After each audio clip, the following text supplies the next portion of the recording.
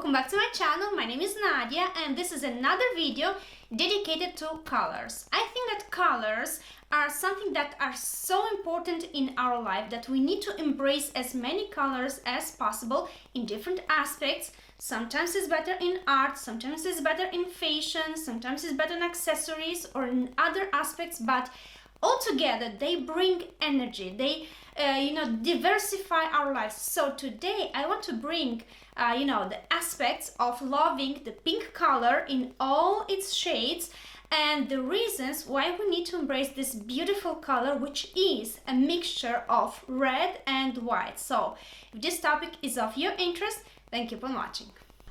Pink is basically a pale tint of red that is a combination of red and white pigments, and based on the percentage of each of these colors, it can be lighter or darker.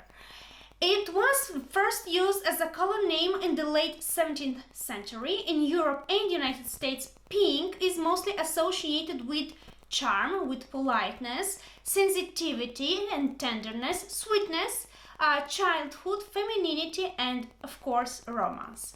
In many languages, pink color is based on the name of the flower rose, rosé. Rosé in French, rose in Dutch, rosa in German, in Latin, in Portuguese, in Spanish, in Italian, in Swedish, and many other languages. Now, pink was not a common color in the Middle Ages. Fashionable nobles preferred brighter reds, such as crimson. However, it did appear in religious art from the 13th and 14th century. In works by Cimabue and Duccio, the Christ child was sometimes portrayed dressed in pink, the color associated with the body of Christ. However, in the Renaissance, painting Madonna of the Pinks by Raphael, the Christ child is presenting a pink flower to the Virgin Mary. The pink was a symbol of spiritual union between mother and the child. During the Renaissance, pink was mainly used for the flesh color and faces and hands. The pigment commonly used for this was called light cinabrese, a mixture of red pigment called Venetian red and of the hematite type, and the white pigment called bianco sangiovese, which is a lime white pigment. The apogee of pink color arrived in the 18th century, when pastel colors became very fashionable in all countries in Europe, particularly thanks to Madame de Pompadour, the mistress of the King Louis XV of France, who wore combinations of pale blue and pink and required a particular tint of pink made for her by Cerf's porcelain factory, which was custom-made by adding nuances of blue, black and yellow, a very particular combination. In the 19th century, England, pink ribbons and decorations were often worn by young boys. Boys were simply considered small men, and while men in England wore red uniforms, boys were wearing pink.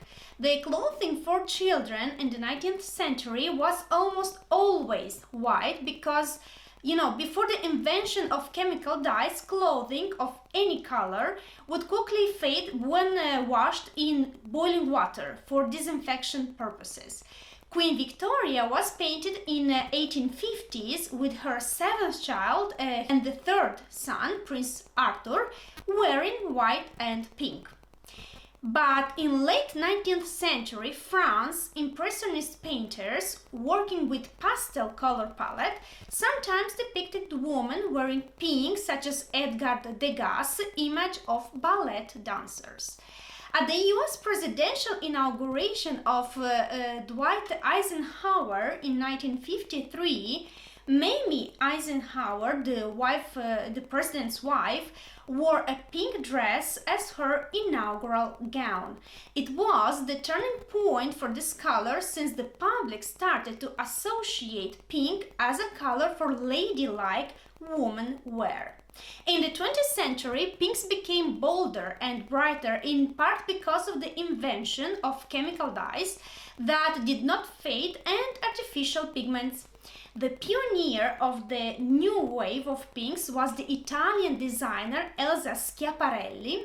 In 1931, she created a new variety of the color called shocking pink, which is very similar to what I'm wearing right now, made by a mixing magenta with a small amount of white.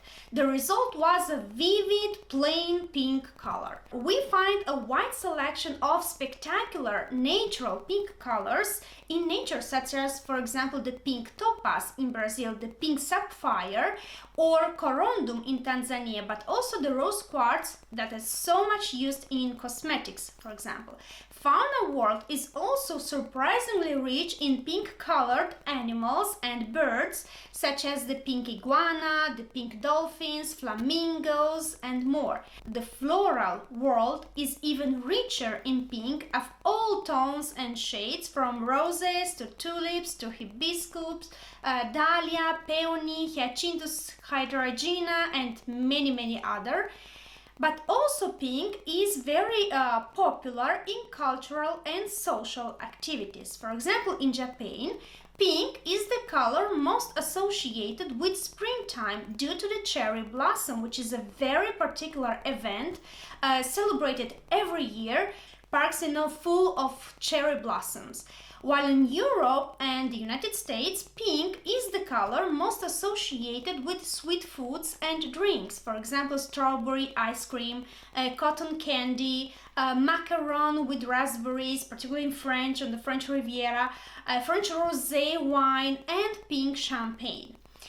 Pink is often used also as a symbolic color by groups involved in issues important to women and lesbian, gay, bisexual, and transgender people. For example, a Dutch news group about homosexuality is called in Netherlands rosé, rose being the Dutch word for pink, while in Britain, Pink News is a gay newspaper and online news service. The pink ribbon, for example, is the international symbol of breast cancer awareness. Many campaigns every year are held in supporting this cause, and every time it is marked by the pink ribbon. So pink, as you can see, has a very large connotation, starting from the Middle Ages and arriving to today.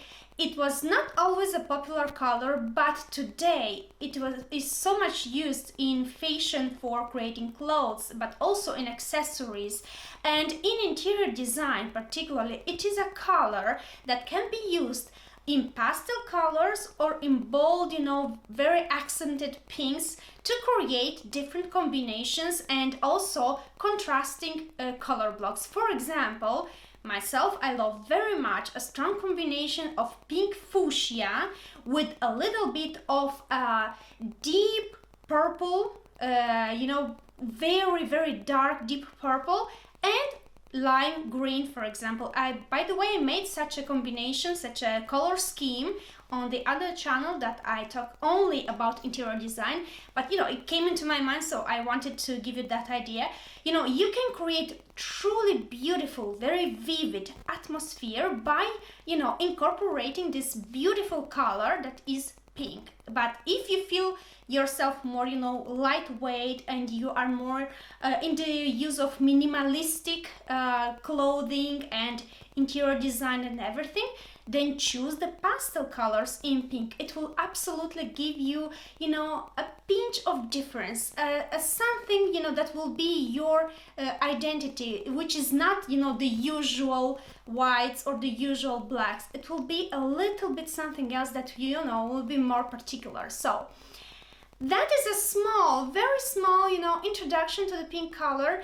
It is, a generalization of the color, but believe me, the shades of pink are more than 50 shades of gray. So you can, open the palette, take a look around and get your inspiration, because this color is absolutely beautiful on women and on male too, because, for example, slightly pink shirts, with a beautiful suit, you know, that is a business suit, for example, in deep gray color, or maybe in navy blue, or even in black, you know, the contrast is very beautiful. It's less harsh than with white, and it gives, you know, a little bit of you know, of playfulness. So I think it's truly an amazing, you know, color that deserves to be embraced in everyday life, and so enjoy it.